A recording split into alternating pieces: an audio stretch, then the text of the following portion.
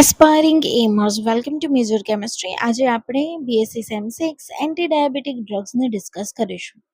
Anti diabetic drug, diabetes એક એવો શબ્દ છે કે અત્યારના જે જનરેશન્સ છે એમણે મોસ્ટલી સાંભળ્યો જ હશે. દરેક આના રિગાર્ડિંગ અવેર જ હશે કે ડાયાબિટીસ જ્યારે આપણી બોડીની અંદર શુગર લેવલ વધી જાય તેને કહેવામાં આવે છે.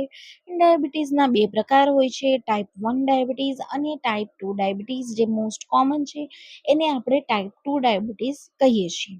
ઓકે, આ દવાઓ શરીરમાં મેલિટ્સને કારણે લોહીમાં વધેલા ગ્લુકોઝના સ્તરને ઘટાડવા માટે વપરાય છે. કે મેલિટ્સ જે હોય છે તેનો ઉપયોગ કરીને આપણી બોડીનો જે બ્લડ છે તેની અંદર જે શુગર છે ગ્લુકોઝના ફોર્મમાં તે જે વધી ગઈ છે તેને ઘટાડવા માટે આપણે યુઝ કરીએ છીએ. આ દવાઓ સ્વાદુપિંડમાંથી ઇન્સ્યુલિનનું ઉત્પાદન વધારીને, પહેલું શું છે તો સ્વાદુપિંડમાંથી જે ઇન્સ્યુલિન છે જે ગ્લુકોઝનું બ્રેકડાઉન કરે છે તેને વધારીને, અથવા ઇન્સ્યુલિન સામેની સંવેદનશીલતા જે છે તેને વધારીને, અથવા કિડની દ્વારા ગ્લુકોઝના ઉત્સર્જનને વધારીને કામ કરે છે. આ ત્રણ રીતે એન્ટી ડાયાબિટીક જે ડ્રગ્સ છે તે કામ કરે છે. તેના જે બે પ્રકારો છે એ નીચે મુજબ છે. આ બે પ્રકાર આપણે અહીંયા જોઈ શકીએ છીએ. પહેલી છે મોં વાટે લેવાતી દવા. મોં વાટે લેવાતી દવા એટલે કે ઓરલ, જેને આપણે માઉથથી ઇન્સર્ટ કરીએ છીએ, અને બીજું છે ઇન્જેક્શન દ્વારા લેવાતી દવા, જેને ઇન્જેક્શનના સ્વરૂપમાં લઈએ છીએ. મોટા ભાગે આ જે ઓરલ વાળી છે એ બધી ટાઈપ 2 ડાયાબિટીસમાં વાપરવામાં આવે છે, અને ઇન્જેક્શન વાળી જે છે એ ટાઈપ 1 ડાયાબિટીસમાં વાપરવામાં આવે છે. તો ઓરલની અંદર આપણી પાસે ચાર છે. પહેલી છે મેટફોર્મિન, બીજી છે સલ્ફોનાઇલ યુરિયાઝ, ત્રીજી છે DPP-4 અવરોધકો, અને ચોથી છે SGLT2 અવરોધકો. હવે અહીંયા જે ઇન્જેક્શન દ્વારા લઈએ છીએ એના બે પ્રકાર છે. પહેલી છે ઇન્સ્યુલિન અને બીજી છે GLP-1 એગોનિસ્ટ્સ. ઓકે, આને હવે થોડું આપણે બ્રીફમાં જોઈએ. આ બધી જ દવા ટાઈપ 2 ડાયાબિટીસ માટે છે. કઈ દવા? તો પહેલી છે મેટફોર્મિન, બીજી છે ગ્લિમેપિરાઇડ, ત્રીજી છે સિટાગ્લિપ્ટિન અને ચોથી છે ડેપાગ્લિફ્લોઝિન. બરોબર. તો મેટફોર્મિન છે એને યકૃતમાં ગ્લુકોઝનું ઉત્પાદન ઘટાડવા માટે યુઝ કરવામાં આવે છે.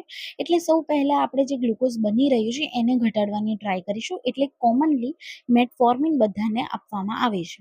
પણ જ્યારે ડાયાબિટીસ થોડું વધારે વધી જાય તે સમયે આ જે સલ્ફોનેલ યુરિયા જે છે એને આપવામાં આવે છે.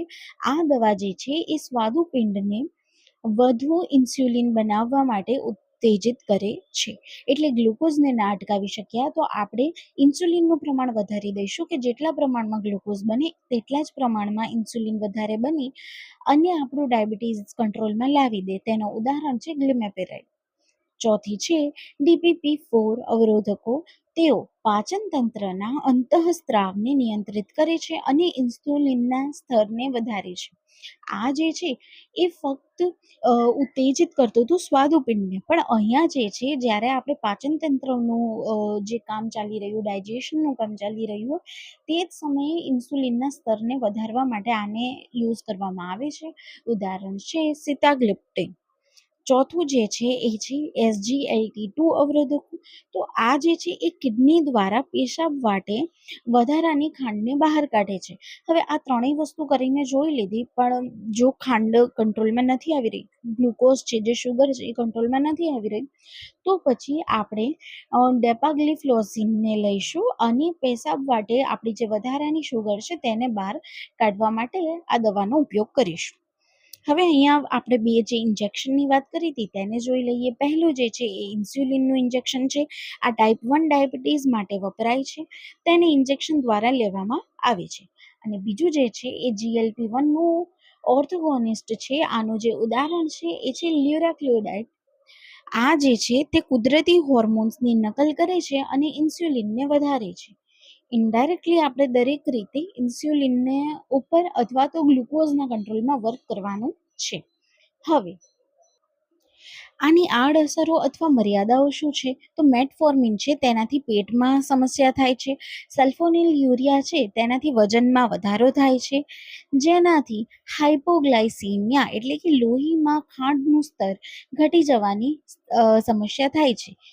કોઈને ડાયાબિટીસ ઘટતું હોય છે તો કોઈને ડાયાબિટીસ વધતું હોય છે. તો જ્યારે આપણે એક લિમિટથી વધારે આ જે સલ્ફોનિલ યુરિયા છે એનું કન્ઝપ્શન કરીએ તો આપણે હાઇપરગ્લાયસીમિયામાંથી હાઇપોગ્લાયસીમિયાની તરફ જતા રહીએ છીએ, અને આ બધી જ તેની આડઅસર છે.